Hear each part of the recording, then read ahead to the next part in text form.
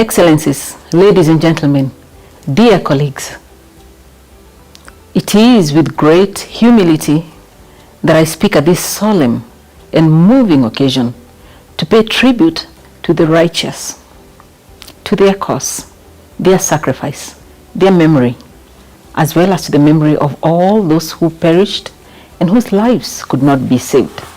These were victims of one of the most egregious expression of hatred the world has ever witnessed, the Holocaust, where more than 6 million people were intentionally targeted and killed because of their identity in execution of a plan that was designed and operationalized deliberately and systematically.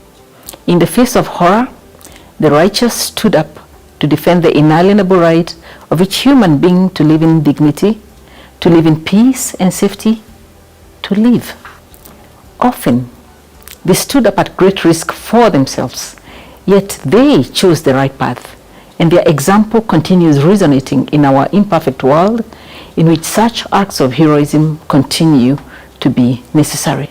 Indeed, in a world where atrocity crimes continue being committed, we must continue to appeal to the responsibility of states, regional organizations, and of course, international organizations, including the one I represent. But we must also remember that steps taken by individuals can generate change. The righteous constitute a vivid example of this, and this is, in my view, their utmost legacy. Honoring also requires us to go beyond remembering. Honoring also involves learning the lessons of what went wrong, why a society walked the dark path towards condoning or accepting the commission of atrocity crimes, and the lessons that history teaches us are important for our future. Knowing what happened in the past and who was responsible and why is essential to help prevent recurrence, to put in place early warning mechanisms, and to develop strategies for prevention. Ladies and gentlemen, today we are also honoring Raphael Lemkin, who did precisely that. He observed the dynamics of violence, which was targeted not to an individual or group of individuals because of what they did, which would not justify acts of violence in any case, but because of who they were. The crimes that Raphael Lemkin observed and studied were crimes against entire groups on the basis of their identity. Crimes against all the members of a group of people. Genocide. Raphael Lemkin spared no effort to mobilize support and ultimately achieve the codification of this crime. The perseverance of a single individual led to the codification and the adoption of the 1948 Convention on the Prevention and Punishment of the Crime of Genocide. Punishment, yes, but also prevention. As Raphael Lemkin observed, and as we fully learned from the Holocaust and other historical experiences, genocide and other atrocity crimes are not usually single or random events. Instead, they tend to develop in a dynamic process. If we understand the causes and precursors of these crimes and can identify the warning signs or risk factors that can lead to or enable their commission, it follows that we can also identify measures that can be taken by states, the international community, and also individuals to prevent these crimes. This is a collective obligation that we all must work for. Ladies and gentlemen, remembrance and lesson learning sets the first stone in the pillar of prevention of future crimes. As Raphael Lemkin knew all too well, and the 1948 Convention embodies, justice constitutes another stone in that pillar.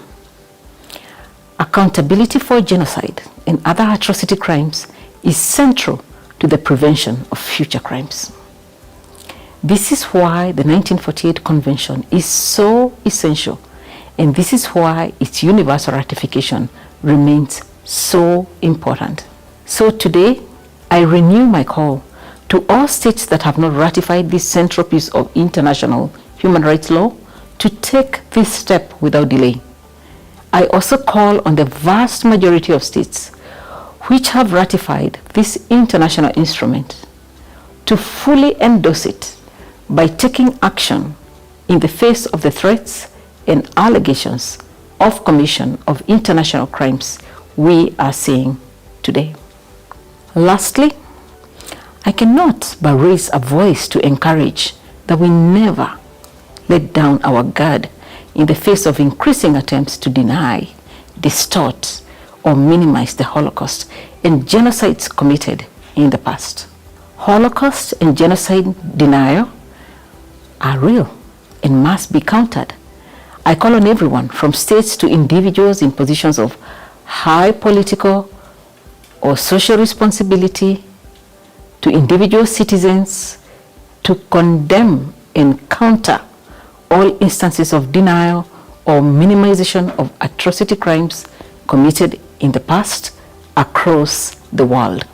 This is especially important in spaces where healing and trust remain challenged and where the risk of commission of such crimes in the future is all too present. But as the Holocaust also taught us, no society is immune. The extent of vitriol, dehumanization, and hate speech against members of different communities or groups should raise alarm and trigger immediate action to counter such narratives. Hate speech constitutes a risk factor of atrocity crimes. It is present and growing in our societies. We must spare no effort to counter it with messages of tolerance, inclusion, and mutual understanding. This is, too, another lesson we can learn from the righteous we are honoring today. They demonstrated this commitment with their actions. Let us honor them and let us honor the victims of the crimes they fought against with our own words and action in our world today. I thank you very much.